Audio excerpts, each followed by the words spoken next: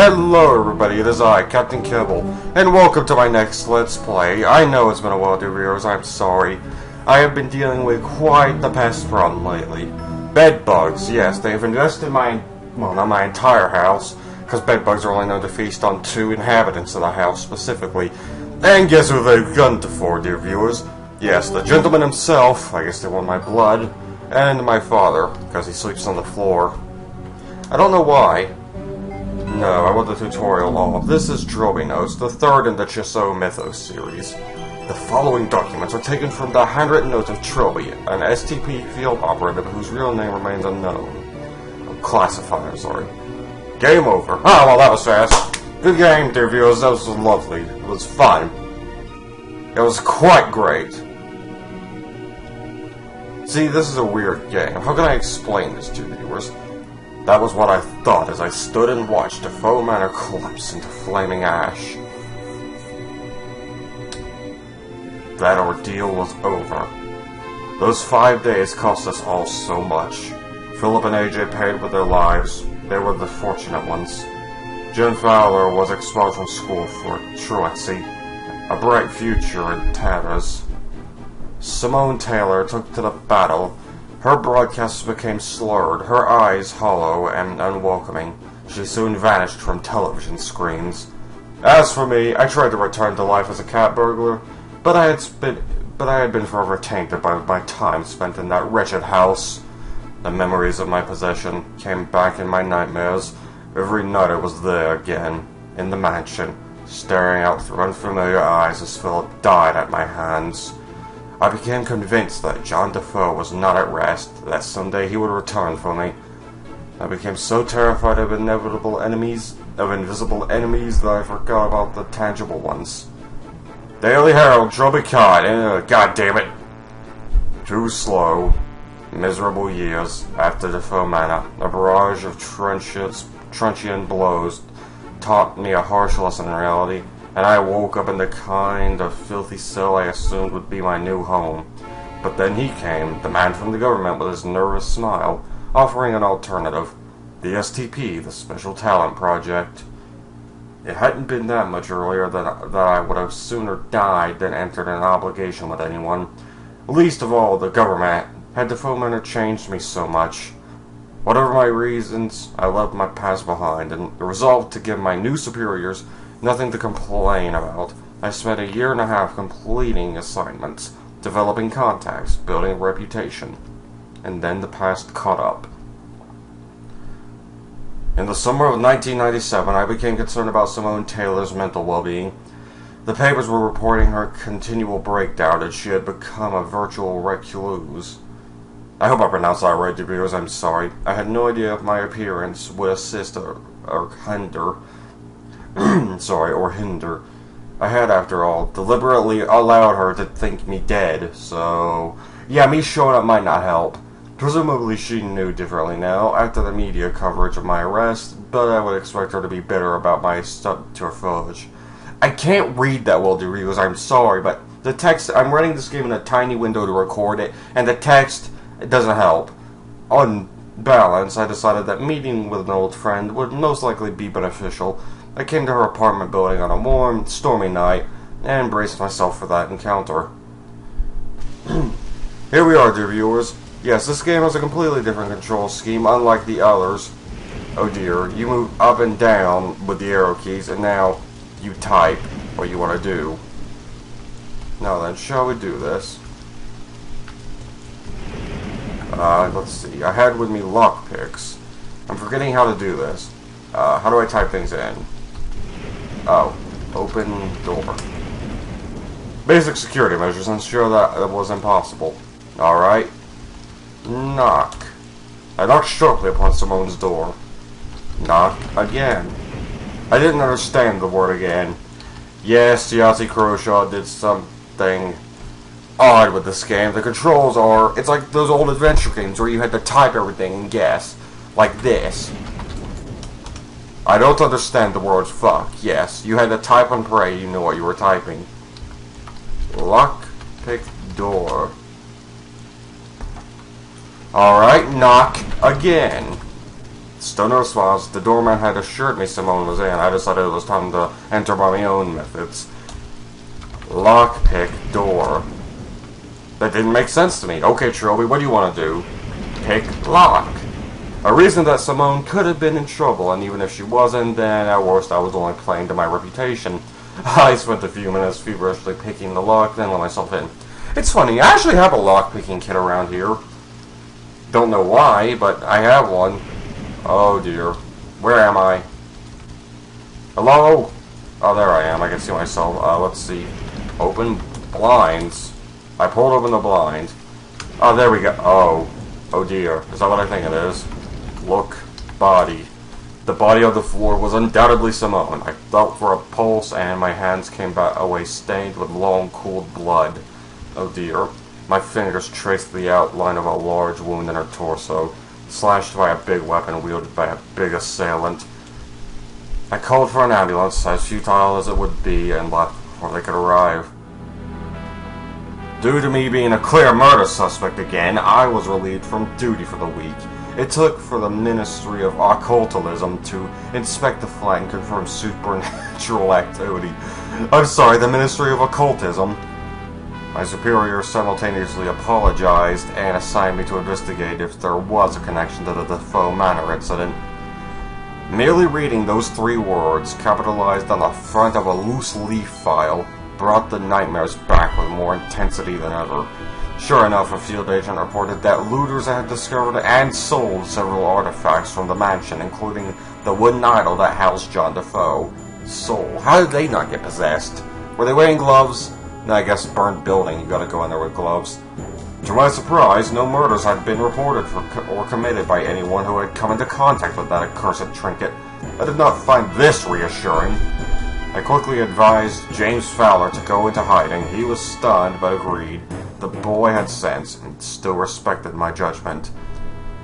This done, I began following the idol's trail. From the pawn shop it had entered the possession of one Professor Abed Chahel, an authoritative historian. God! He had scheduled some kind of antique fair in the I can't read it! I hate that. I can't read these games in a bigger window, dear viewers, and I'm sorry for that, but it just fucks with my eyesight. On a small island off the coast of Anglesey, popular with tourists, assuming the role of a scholar of antiquities, I booked a room. On the 28th of July, 1997, I caught a ferry from the Port of... I can't... Like, it looks messed up to me, dear viewers, I'm sorry. In Anglesey, and arrived at around 3 p.m. in Clanbrowne. Is that it? Clanbrowne's Island's coastal village. It seemed a peaceful hamlet, and in defiance of stereotypes, the locals were welcoming, and told me no local legends to dissuade me from exploring the island. As a first. The Clanbrowne Hotel was in the island center, surrounded by forest. I made my way there on foot. Oh, thank Christ, I'm here. Oh, it was Clanbrowne. You had Trilby, right? As soon as I arrived, I was greeted by a balding man in a grey anorak.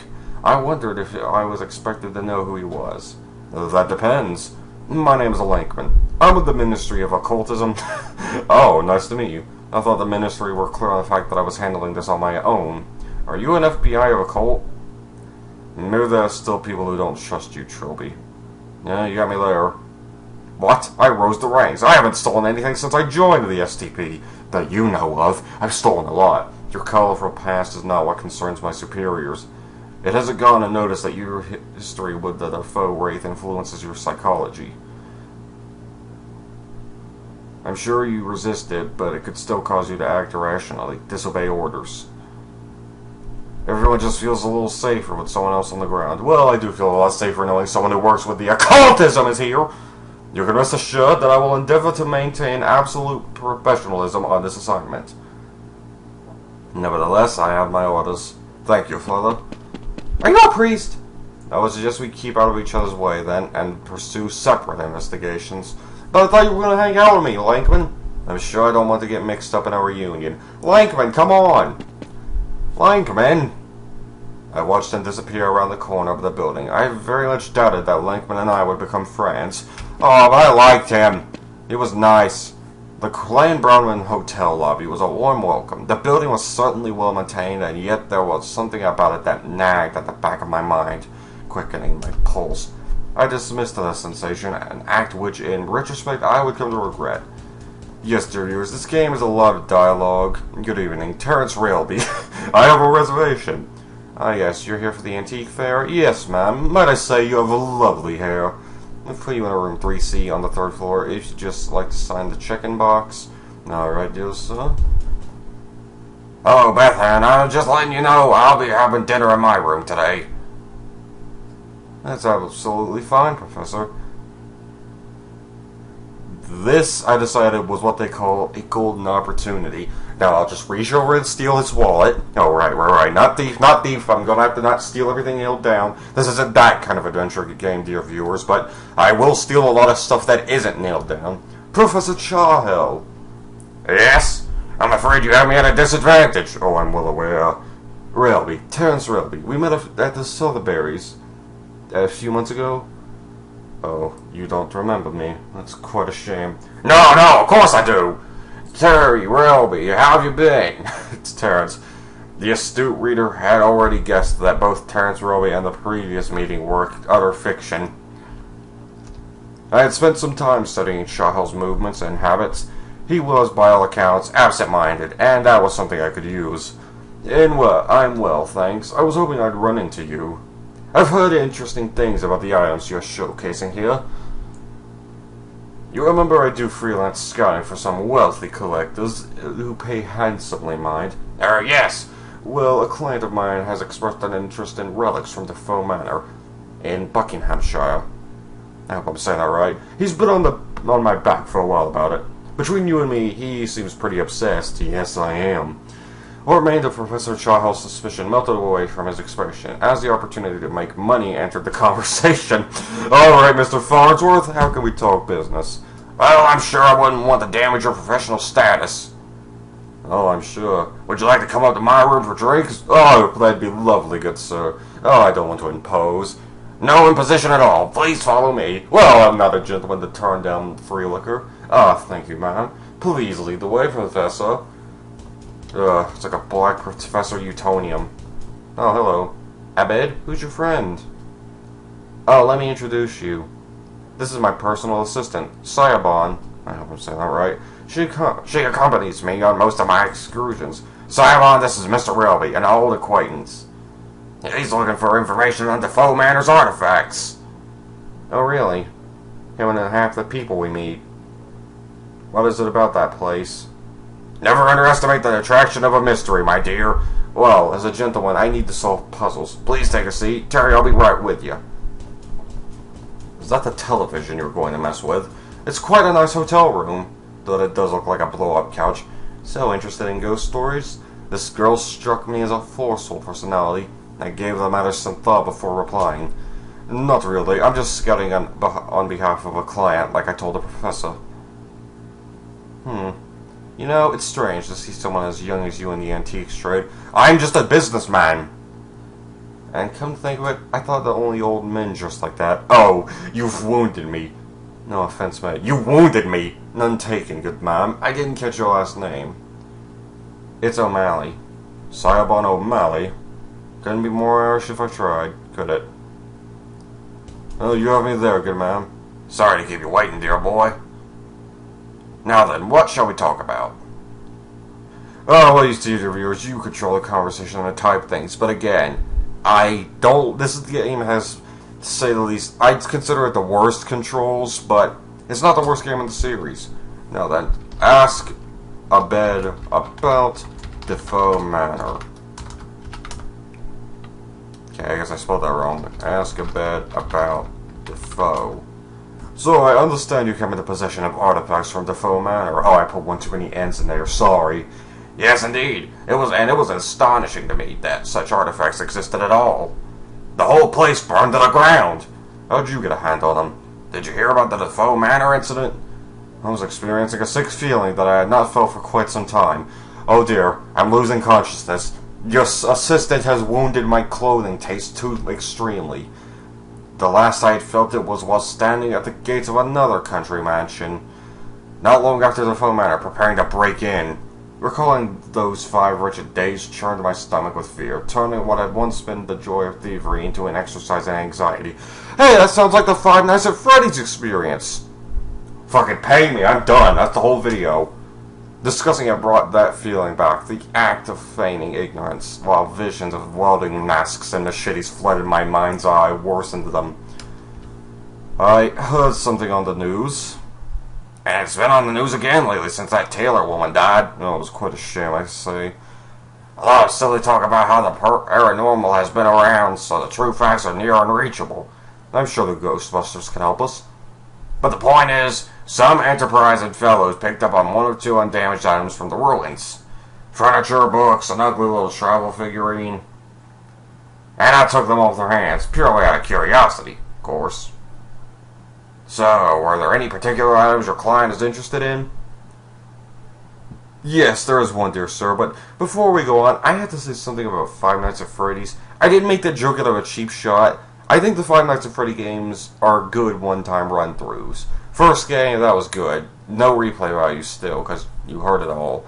You could have got the same thing just from watching someone else online play it. The second game, that was tense and put you to the challenge, something I loved. I would replay. The third game, it was boring and easy to me, just jump scares everywhere. I don't know, that drove me up the wall. So I was like, okay, 3 games, that's great, you know, you're getting a movie deal. Alright, Scott Cawthon, it's great, you made a great series. But then, I go 1 minute online, I see Five Nights at Freddy's 4, the final chapter.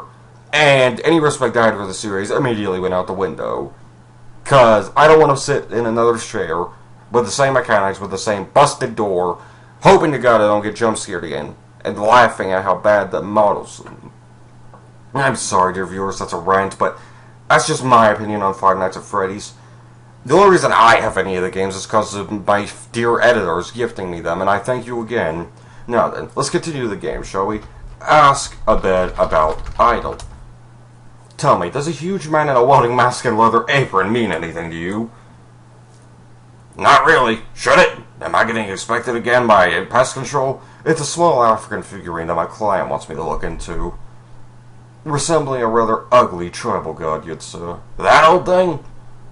Well, honestly, despite its age, it's virtually valueless. How much is valueless?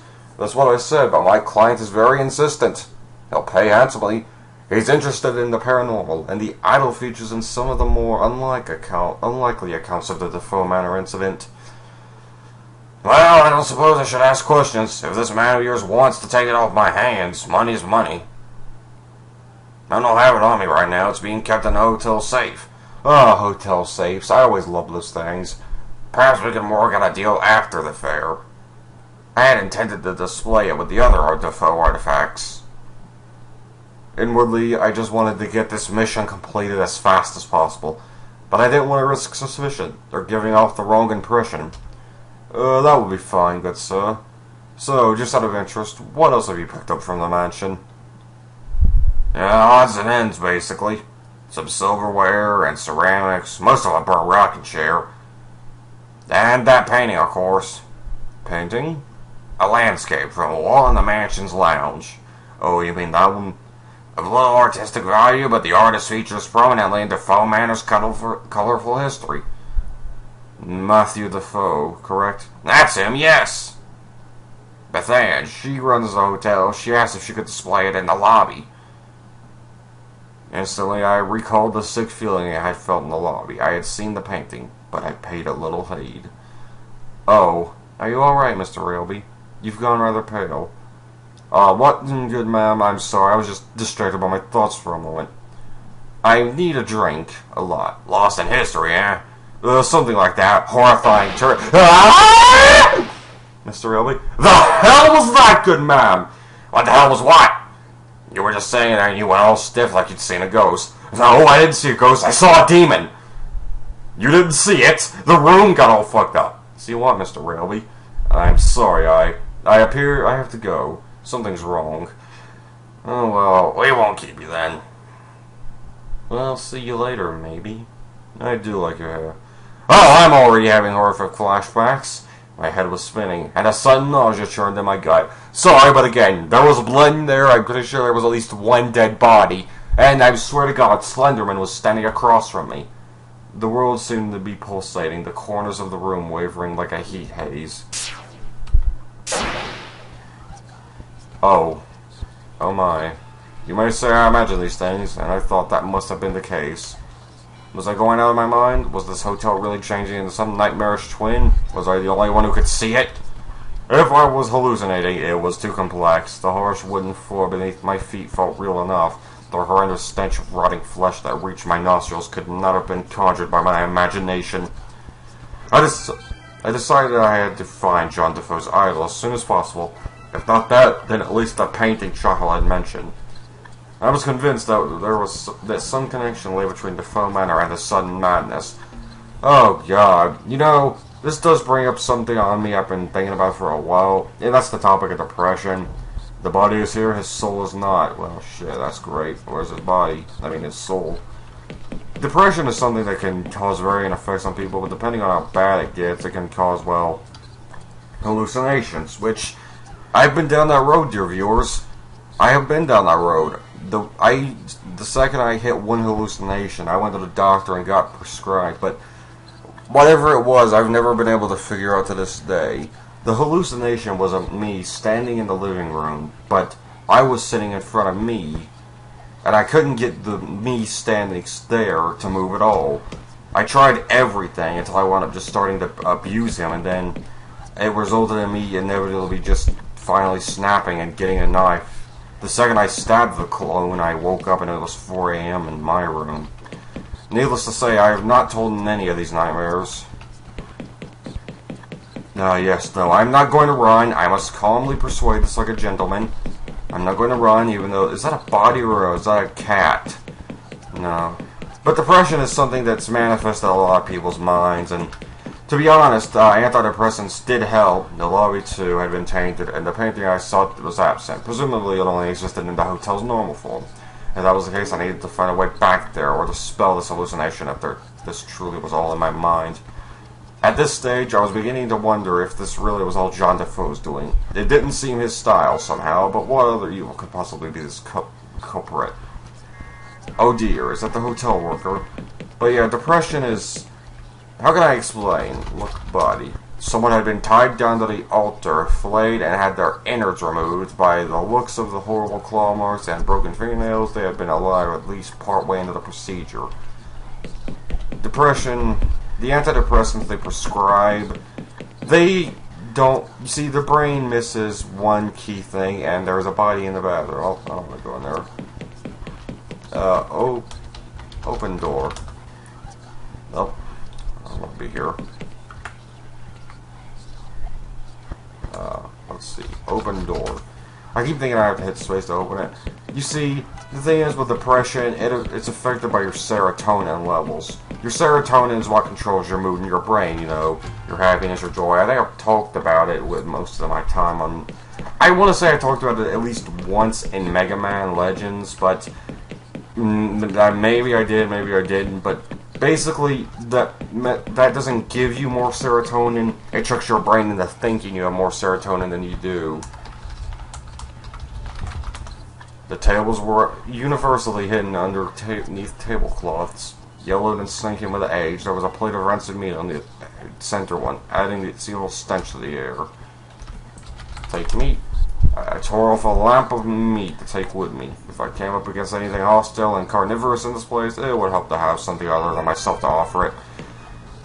But due to the... You see, that's what it happened. You know how some people say they want to open great. Oh good, yeah, bodies here too.